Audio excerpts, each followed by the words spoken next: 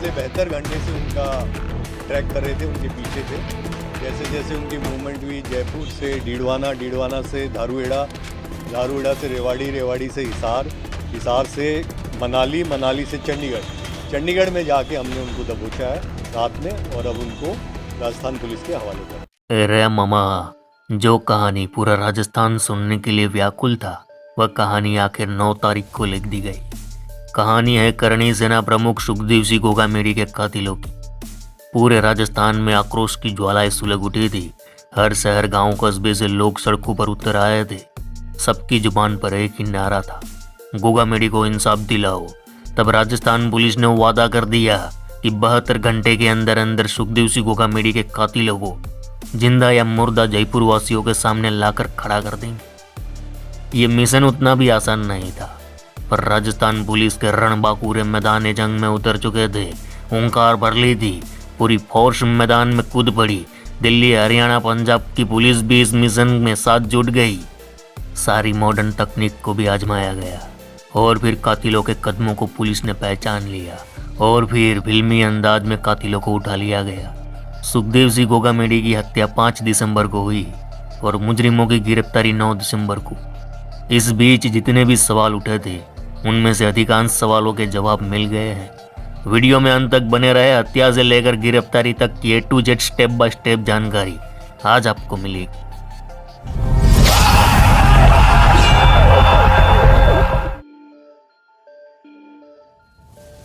केम छो मजामा? अरे मामा, 5 दिसंबर मंगलवार का दिन था। दोपहर के करीब 1 बजे के आसपास 3 लोग, जिनमें 2 शूटर थे, नितिन फौजी और रोहित राठौड़, गोगामेडी के घर में घुसते हैं। 10 मिनट बातें करते हैं, फिर सुखदेव सिंह गोगामेडी को गोलियों से भून देते हैं। साथ में नवीन शेखावत को भी मार देते हैं। ये नवीन शेखावत ही उन्हें वहां लेकर आया था। आखिर शूटरों ने नवीन शेखावत को क्यों मौत के घाट उतार दिया, इसका जवाब भी आज मिलेगा, क्योंकि कातिल पुलिस के सामने तोते की तरह बोले हैं। खैर, हत्या करने के बाद रोहित राठौड़ और नितिन फौजी आनंद फानंद में वहां से एक राहगीर की स्कूटी छीनते हैं। स्कूटी छीनकर दोनों आरोपी जा पहुंचे जयपुर डिडवाना के बीच एक शहर में। वहां से एक टैक्सी किराए पर लेकर पहले डिडवाना पहुंचे, फिर वह धारूखेड़ा पहुंचे। उधर सुखदेव सिंह गोगामेडी हत्या केस की कमान Rajasthan ADG crime Dinesh MN के हाथों में सौंप दी जाती है। ADG अलग अलग टीम बनाते हैं, जिनमें से एक टीम मौका वारदात पर इन्वेस्टिगेशन करती है, जहां से कुछ सुराग और एक फ़ोन मिलता है। उस फोन डिटेल से पुलिस को इस केस में आगे बढ़ने की पहली कड़ी मिली। उधर पुलिस की दूसरी टीमें मैन फील्ड में काम पर लग गई। आरोपियों के भागने के रूट पर काम शुरू हुआ। तभी पुलिस को वह टैक्सी ड्राइवर मिला जो फौजी और राठौड़ को धारूखेड़ा छोड़कर आया था। टैक्सी ड्राइवर की इन्फॉर्मेशन से जयपुर पुलिस और राजस्थान क्राइम ब्रांच को यह समझने में आसानी हो गई कि कातिल किस तरफ भागे होंगे। फिर राजस्थान पुलिस ने आरोपियों तक पहुंचने एक खतरनाक स्ट्रेटेजी बनाई, जिसके तहत पुलिस ने राजस्थान में और राजस्थान के सरहदी इलाकों में अपने मुखबिरों को एक्टिव कर दिया। वहीं हरियाणा और पंजाब पुलिस की भी मदद मांगी गई। पुलिस अब तेजी से अपने मिशन की ओर आगे बढ़ रही थी। उधर दोनों आरोपी धारूखेड़ा से ऑटो लेकर रेवाड़ी रेलवे स्टेशन पहुंचे और फिर वहां से ट्रेन में सवार होकर दोनों हिसार स्टेशन पहुंचे। हिसार में फौजी और राठौड़ की मुलाकात उद्यम से होती है। उद्यम दोनों को कुछ रुपये, कपड़े और जरूरी चीजें मुहैया कराता है। लेकिन मामा, यहीं पर हो गया एक लोचा। चूँकि राजस्थान पुलिस हरियाणा और पंजाब पुलिस को मदद के लिए पहले ही हाथ आगे बढ़ा चुकी थी, तो जब धारूखेड़ा में इन दोनों आरोपियों के होने की खबर राजस्थान पुलिस को मिली, तो उनको आरोपियों का रूट समझ में आ चुका था और राजस्थान पुलिस के कहने पर हरियाणा पुलिस हिसार और रेवाड़ी में एक्टिव हो चुकी थी। यहीं पर मुखबिरों के जरिए हरियाणा पुलिस को आरोपियों के हिसार में होने की खबर मिली, पर पुलिस आरोपियों तक पहुंचती उससे पहले नितिन फौजी, रोहित राठौड़ और मददगार उद्यम एक टैक्सी का इंतजाम कर मनाली की ओर निकल चुके थे। इधर राजस्थान पुलिस की एक टीम जयपुर में आरोपियों के बारे में छानबीन कर रही थी। तब पुलिस को कई अहम सुराग मिले कि वारदात से पहले दोनों आरोपी जयपुर में कब आए, हथियार किसने दिए, कहाँ रुके थे, वहीं इन दोनों की मदद किसने की थी। इन सारे सवालों के जवाब पुलिस को मिल चुके थे, क्योंकि पुलिस ने नितिन फौजी के एक दोस्त और एक अन्य शख्स को गिरफ्तार कर लिया था, जिससे वारदात के पहले की गुत्थी सुलझाने में काफ़ी मदद मिली। उधर मनाली से तीनों शख्स चंडीगढ़ लौट जाते हैं। इस वक्त राजस्थान पुलिस के साथ दिल्ली स्पेशल सेल के हुनरबाज जवान भी थे और उन्होंने साथ में जॉइंट ऑपरेशन लॉन्च कर दिया था। दिल्ली और राजस्थान की पुलिस को अब इन तीनों शूटरों पर पल पल की नज़र थी। शनिवार की शाम 7:40 पर शूटर चंडीगढ़ की मददगार होटल में दाखिल होते हैं, जहां वह एक कमरा किराए पर लेते हैं। लेकिन मामा यहाँ तीनों शख्स अपनी जाली पहचान बताते हैं। जयवीर, देवेंद्र और सुखवीर के नाम से कमरा किराए पर लिया जाता है। वह कमरा नंबर था 105। होटल स्टाफ को इन आरोपियों ने बताया था कि वे मनाली से आ रहे हैं और अब उन्हें हरियाणा की ओर जाना है, पर कुछ घंटे यहाँ रुकना चाहते हैं। तीनों मस्त मलंग होकर कमरे में आराम कर रहे होते हैं कि तभी आरोपियों को ट्रैक कर रही दिल्ली स्पेशल सेल और राजस्थान पुलिस की टीमें होटल पर दस्तक देती हैं। आरोपियों के होटल आए हुए अभी 1 घंटा ही हुआ था कि तभी होटल के कमरा नंबर 105 के दरवाजे पर खटखटाने की आवाज़ आती है। अंदर बैठे आरोपियों को लगा होटल का कोई वेटर होगा जो सर्विस देने आया होगा। उद्यम दरवाज़ा खोलने उठता है। जैसे ही दरवाज़ा खोला उसकी आंखें फटी की फटी रह गई, क्योंकि सामने खाकी वर्दी की पूरी फौज खड़ी थी। फिर क्या, तीनों आरोपियों को अरेस्ट कर लिया जाता है और ये खबर मीडिया में आते ही खलीबली मच गई।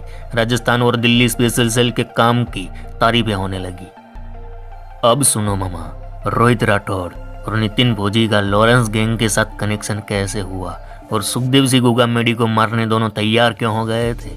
तो ऐसा है कि गोगामेडी केस का आरोपी रोहित राठौड़ रेप केस में राजस्थान की अजमेर जेल में बंद था और यहाँ जेल में उसकी मुलाकात होती है रोहित गोदारा गैंग के साथी गैंगस्टर वीरेंद्र चारण से।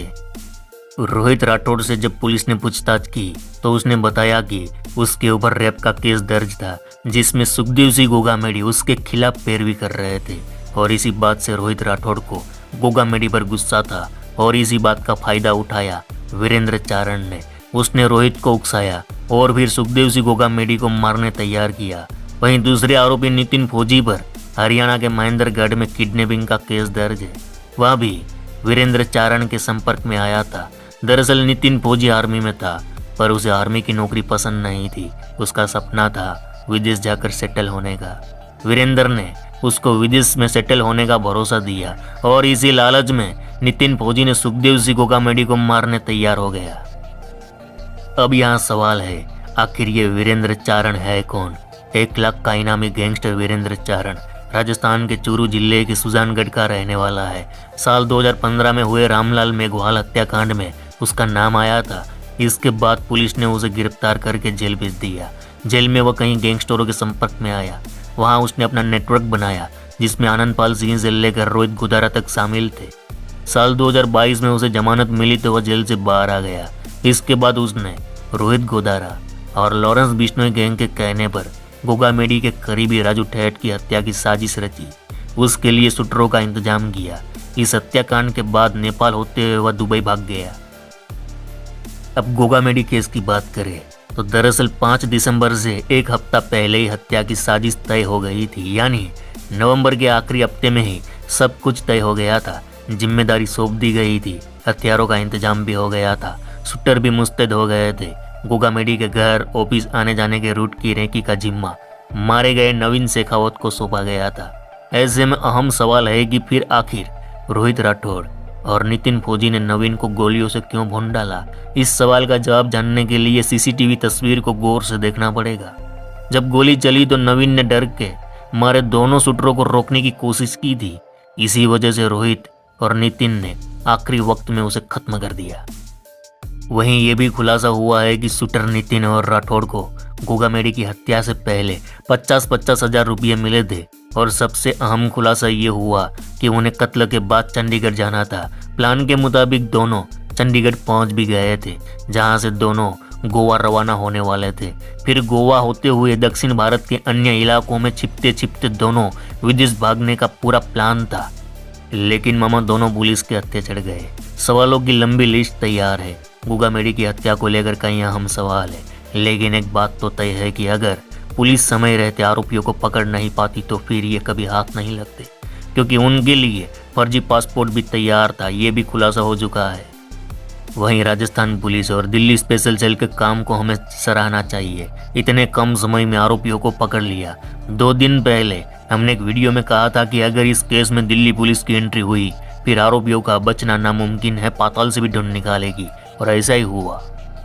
अरे मामा ये तो प्यादे थे, अभी पकड़े गए हैं, पूछताछ होगी, अभी मास्टरमाइंड को ढूंढना बाकी है, कई राज खुलेंगे, हम आपको अवगत कराते रहेंगे। तो चलो इस गुज्जू भाई का राम राम, मिलते हैं फिर।